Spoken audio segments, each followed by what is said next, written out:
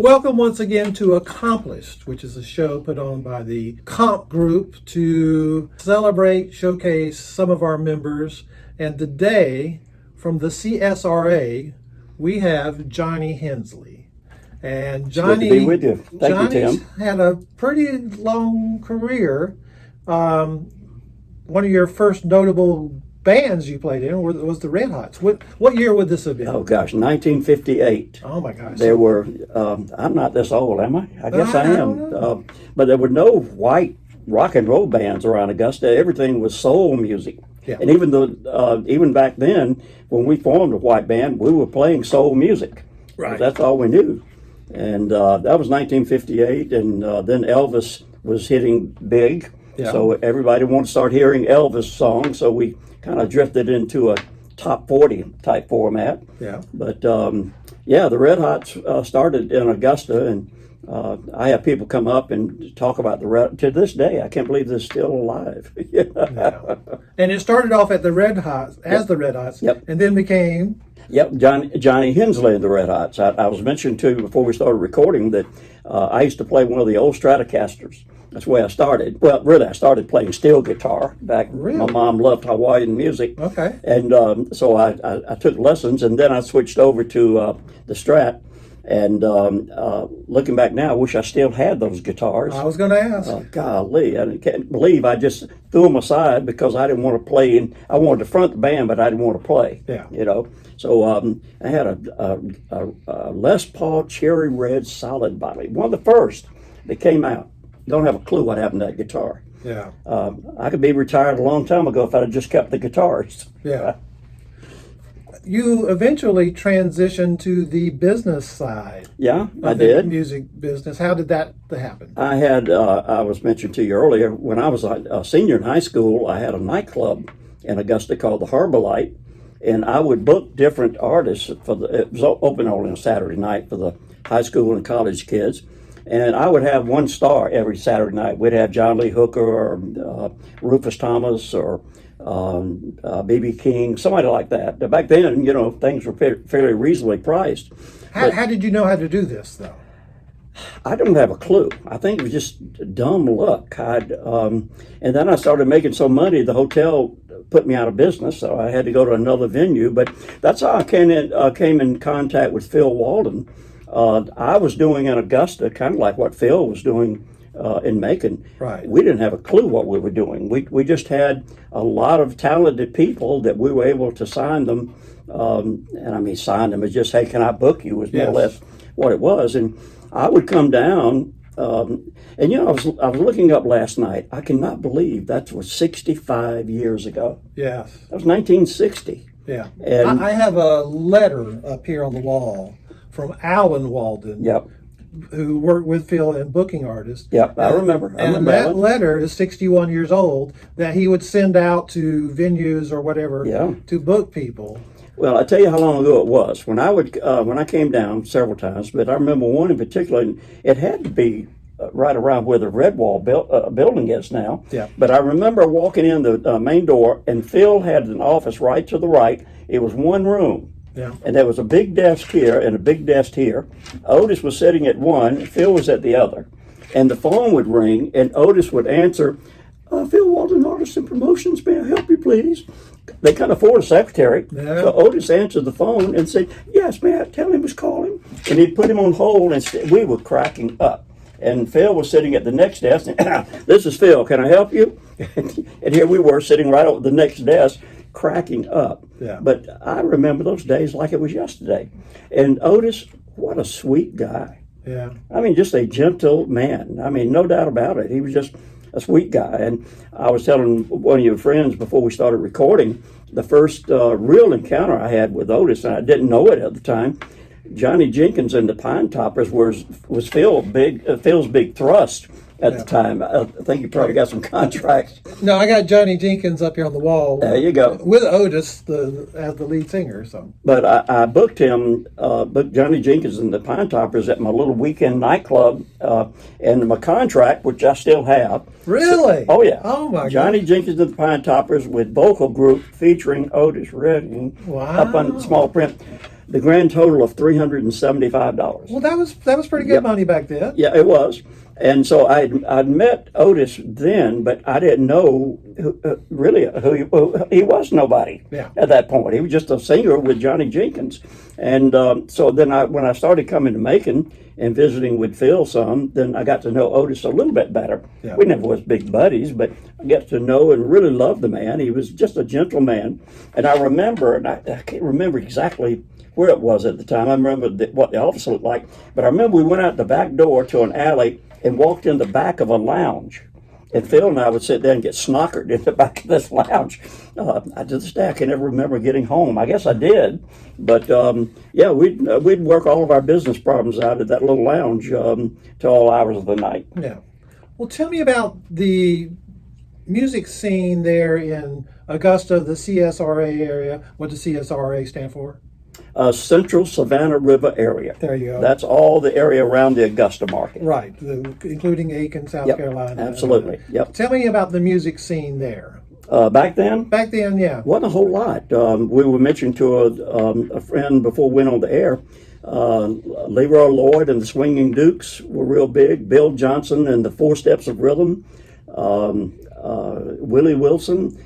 They were all black soul bands back then. And that's what we, the white guys that wanted to play music, that's who we copied. Right. They played all the music that we wanted to play. Yeah. And but they were the big people around Augusta. And I guess in some degree, they kind of got me started into the business side of things, because I started signing some of them as their agent to book them, not management, because I didn't even know what management was. But I would book a lot of them. And of course, James Brown is from Augusta. And, Right, so was he an influence on all these? oh, absolutely. Groups? Absolutely. James only had a couple of hits at that point. It was Please, Please, Please, and Try Me. Yeah. But he was the king of all of us around Augusta. Right. We always looked up what was James doing. And he was on King Records, too. Yeah, there you go. But he was the big item for us, the big influence for us, of course. And of course, James went on and left us. Yeah. But then I got. But he came here for a while. Absolutely. Didn't everybody? Yeah, maybe so. But you were booking clubs. Yeah. Were you just booking around that region, or were you booking bands in other places too? Not much out of the Southeast. We stayed with that. I did produce a lot of concerts. I got in WBBQ at Augusta was the secondary music station in the world, in the country. And when a record label would release a record, they would send it to Mike Bullard. His stage name was Mike Randell. He was the program director. They would send it to Mike to see what he could do with it in the Augusta market. Right. And if he broke a record, they went with it. Yeah. And when it got top 30 in Augusta, it still hadn't even been released nationally yet. So I would get acts like Rare Earth, Badfinger, Barbara Mandrell, just a ton of Canned Heat. I'm thinking down the list of people that I produced concerts for over the years, excuse me, that kind of led to my getting further and deeper into the music business by producing a lot of those concerts for WBBQ. Yeah. You had mentioned some of the people before we started taping that you had worked with as far as booking and promoting their shows. Yeah. Ted Nugent. Yeah. Yeah, I was mentioning to you a while ago, one of the stars with Capricorn was my old buddy Steve Morris. And Steve was just a kid in Augusta. He wasn't but 15, 16 years old. This is Steve Morris of Dixie Dregs fame, yep. And I had a couple of dates booked for Ted Nugent. Back then it was Ted Nugent and the Amboy Dukes. Right. They were managed by the same guy that had another little side act called the Bob Seger System. And they were based out of Michigan. Well, I had Ted booked on several days. Had one in Augusta, and I was trying to find an opening act. And I had a friend of mine that called me and said, "Johnny, we've got this kid that is just smoking on guitar." And he told me what the guy's name was, and Steve Morris. And so I told him, well, I'll go listen to him. So I went over to this storage facility. I mean, the door goes up, and there's all the material. They were in there rehearsing. They had the band set up inside the storage facility, and they were so loud, the paint was peeling. But I could tell this kid was good. Yeah. I mean, he was good. And so I said, yeah, okay, we'll let him open for Ted. So the night of the performance, everybody was raving about Steve, you know. So at the end of the night, when Ted came back to the office to settle up with me, he said, don't ever do that to me again. And I said, do what? I hadn't thought of cash. And he said, put an act like that on before me. Yeah. I said, Ted, he's a kid. He said, yeah, but don't ever do that to me again. Yeah. I said, okay, I won't. Well, Steve, you know, the rest of the story went on with the Dixie Dregs to be a major player in the music business. Yeah. Augusta, or the CSRA, there's been a few country people coming out of there. You mentioned Steve Morse, the rock and roll guy, of course, James Brown. So there is a diversity of music that has come out of that area. Well, you know, now 2 of the 3 members of Lady Antebellum are from Augusta. That's right. The 2 males. Yeah, Charles and David. Yeah. Dave. Yeah, they were just local musicians playing around Augusta for a while. But you know, aren't they all? You know, all of us started somewhere like that. It's just local yokels, not knowing what we're doing, just playing because we love to play. And we just happened to take a couple more steps, maybe trying to do it professionally. But I think every person you see that makes it to any degree of stardom is a miracle. Yeah. Just happened, a lot of things just went right, that you got one of those limited slots that led to the top. You're like an exception to the rule if you do make it. Oh, absolutely. You But certainly you can help beat all the yourself. odds. You can certainly help by the hard work and all that kind of stuff. I remember years ago I used to manage a guy named Cortez Greer, who was kind of the guy around Augusta for years. He'd pack any places that he would perform, and we would travel to New York quite a bit. And I was trying to get him plugged in. We'd meet with William Morris and CMA, and these agents would tell me, Johnny, I got more superstars right now that I just cannot find a place to plug them in. You had a television show. Yeah, I was in real estate in Augusta for 35 years, and I got kind of bored with real estate, and I've always been big in the shag dance community. All right, describe for those people who don't know what shag and beach music and all that stuff is. Okay. Well, a good shag song is really rhythm and blues with a laid-back beat. It doesn't have to be funky. Matter of fact, it's better that it's not. Something kind of smooth, not too fast. Shag is a very, very subtle dance, very minute, not many moves to it, just a few little foot movements. And you look at some people, they look like they're asleep while they're shagging, you know. But it's a culture. I won't say a cult, but it's a culture. That's like 15,000 in the Southeastern organization, which they call SOS. Oh. And so in 2010, I got the idea I wanted to start a television show around shag music. So we started Johnny Hensley Shag City. I didn't know what I was doing. I didn't care that I didn't know what I was doing. Yeah. Like most things I ever did, I just dumped in the middle and swam to the edge. And but we lasted 10 years. Wow. And we would still be going had it not been for COVID. What's been like the highlight of your career? Oh gosh. Well, sometimes the highlight's not the most savory part of it. I was mentioning to a friend of ours before we started taping, I've been this close to success in my life in the entertainment business.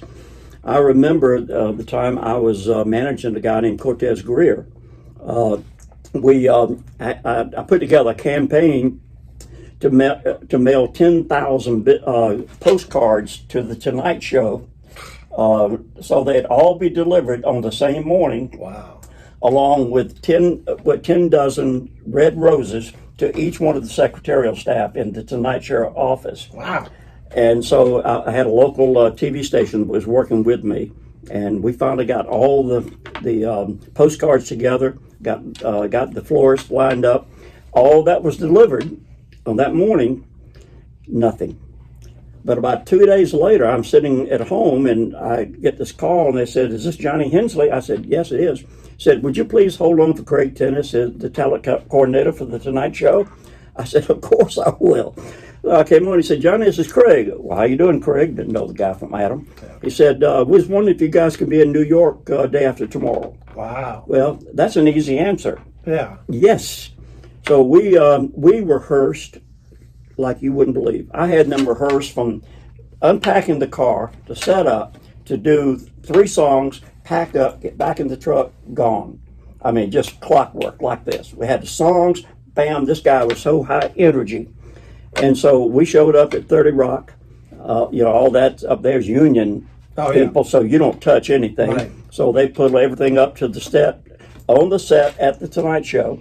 And I'm sitting in the audience by myself. They're set up on stage. Craig walks in, the senior talent coordinator for the Tonight Show, sits down next to me, and he said, okay, you ready? I said, yeah, we're ready. So I told him, okay, let's do it. They came out and had totally changed the 3 songs we had rehearsed so diligently and went with some Frank Sinatra finger popping type thing. And after the first song, Craig looked over to me and said, is this it? I said, no, Craig, it's not it. I said, they have changed what we were going to do. I said, that's not it. He said, well, Johnny, I can go outside the offices here at 30 Rock at any lounge and see that. Yeah. I said, no doubt. So he said, well, call me. We know what that means. Oh, yeah. So he got up and left, and I went down and just raised hell with the band. Of course, a moot point at that point. It's done. It's over. Yeah. And I was despondent for 3 days. After all that work and that close to being invited to appear on the Tonight Show. Yeah. And but it didn't work. And I've had several situations like that where you just get, you can smell it. Yeah. And it just doesn't work out. So I have a lot of empathy for people that say, we almost made it. Yeah. Yeah, we almost made it. But, having said that, they can never take away the memories that we have as what I call pickers, as show business people. That feeling of being up in front of an audience and hearing that applause, I think it ruins us for life. Yeah. We never are the same. A friend a while ago mentioned, when you do that, you're bored with everything very easily after that. Right. It's hard to keep your attention span if you try to go in a clothing store and work or work in the fast food industry. Not much can keep your attention because there's nowhere near that feeling, that adulation you can get from being on a stage. Right. Yeah.